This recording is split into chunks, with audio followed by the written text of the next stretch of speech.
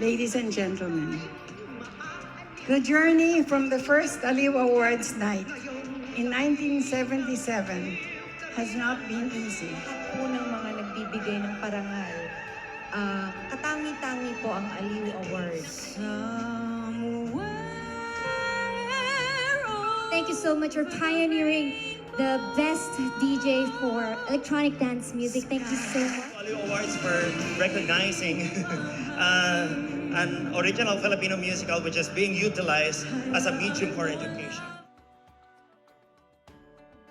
One of the oldest and most prestigious award-giving bodies in the Philippine entertainment industry, the ALIW Awards. The annual ALIW Awards was established by journalist Alice Reyes in 1976 at mula noon ay kinilala na ito bilang isang award-giving body that recognizes achievements for excellence in theater, opera, dance, and entertainment shows and events.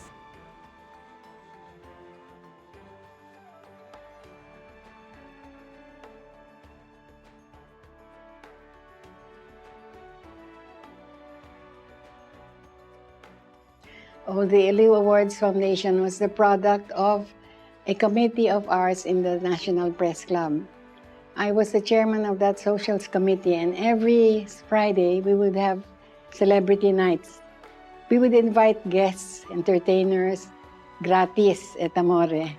So when I left that position, my colleagues and I, we decided to establish an organization which would give due recognition to the live entertainers who never had any awards before us. Kaya pioneer kami. That was in 1976. 1976? Yes.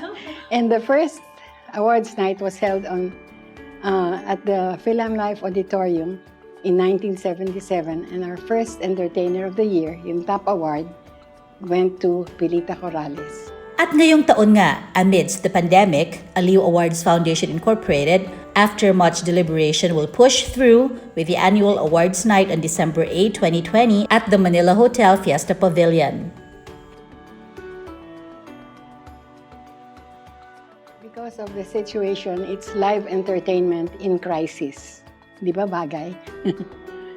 So we are going to have the awards in spite of COVID-19 to keep up with the tradition of an annual awards night. Inahintayan ng mga entertainers eh. So in spite of it, we will go on with it. But what are the current challenges for? Of course, the fact that since March 17 ba yan, up to now, there have been very few, if at all, live shows. And that's one. We will have lesser nominations. But we start from October of 2019 to October of 2020. Yun ang span. Then we have to screen the nominees from there. That's one. Less nominations, less entertainers who will receive the award. The second is our financial problem. It's very hard now to get sponsors considering the pandemic. Yun ang problema namin ng executive committee and the awards night, the awards foundation. Ano naman po yung pwede natin i-expect? Ano yung i-expect ng mga tao, anong viewers sa ALIW Awards for this year? For this year, it will be parang hybrid ba? If the IATF allows us an audience, which we think is at least 100 people in the place, Manila Hotel, and that's excluding the cast, the entertainers, the awardees, the presenters. Parang hybrid, and then we will live stream it.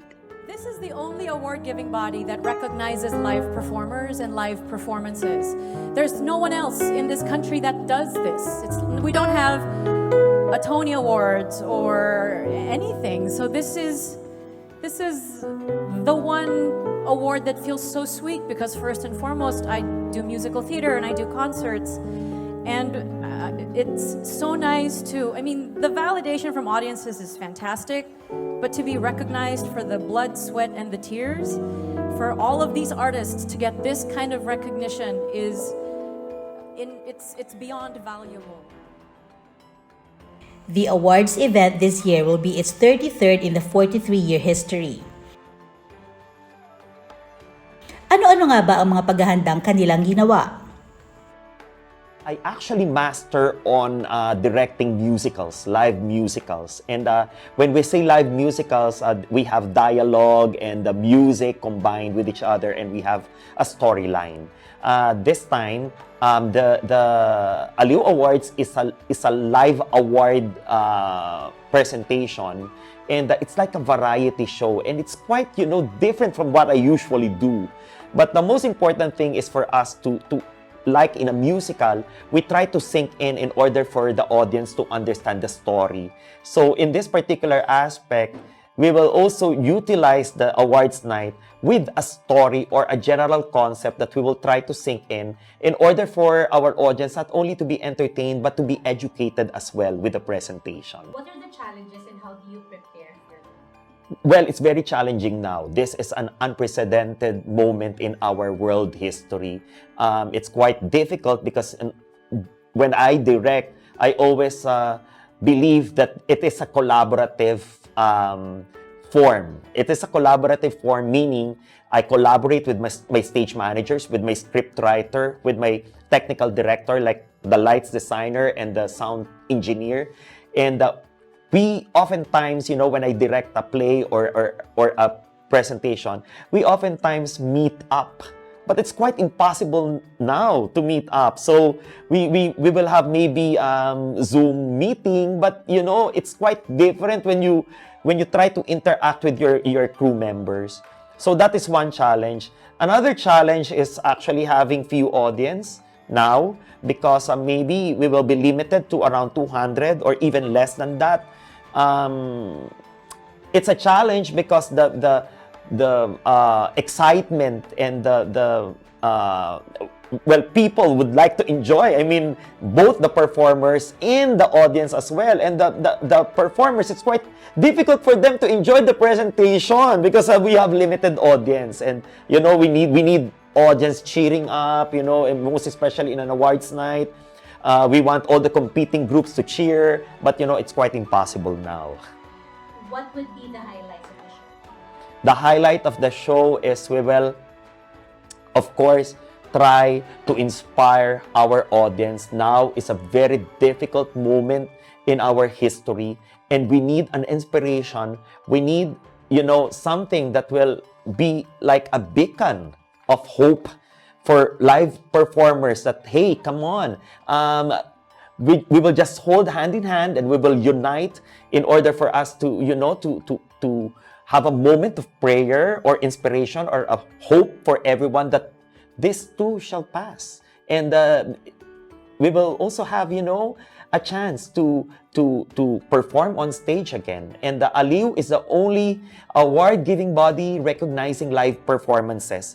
And now, live performances are very much affected by the pandemic. But we will still continue with the awards night because we want this to be a beacon of hope for everyone.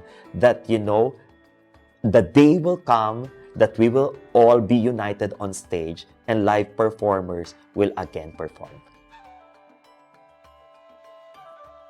I actually vowed to have a rapid test for all the performers. It's quite important. I told the ALIW board that it's quite necessary for us to have rapid tests, or if not rapid test, maybe yung mas golden standard, yung PCR, no? But you know, social distancing is quite important, but artists are quite educated about it. To tell you honestly, because we're the ones who are very much affected by this, and social gathering, physical distancing is now being discouraged. So we really want to be an example for everyone. Na hey, come on, we are live performers, we are artists, and we know what social distancing is.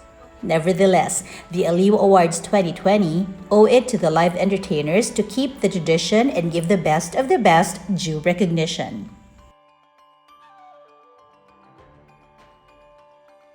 Yes, ALIW Foundation also has Actors Welfare Fund. So this year, we will allocate funding for actors who are distressed, who are unemployed, who are not working right now because of the pandemic. So we have a fund that will help them augment their income. Okay. Ma'am, are the workshops that you conducting still ongoing? Yes, the workshops we'll be conducting will be after December 8th, after the Manila Hotel. So we will do Zoom conferences. And we have ALIW awardees. They will come here and talk about acting, directing, singing, dancing, behind the scene, yung light design, set design, and all this. This is our advocacy also, in line with the Department of Education's distance learning. I'd like to invite everybody who can make it to our awards night on December 8th at the Manila Hotel Fiesta Pavilion. And also, I would invite our usual friends and benefactors to support this year's awards night, which has as beneficiaries the distressed live entertainers in the Philippines. Hi, it is my honor to be appointed as ALIW 2020 chairperson. I'd like to invite you. Please come and join us at the Manila Hotel, December 8th. That's a Tuesday. We start at 4 p.m. and hopefully we have a red carpet walk so that people can come and show us what they're wearing, how they cope with the crisis, with the COVID-19 this year. But our message is a message of hope and triumph.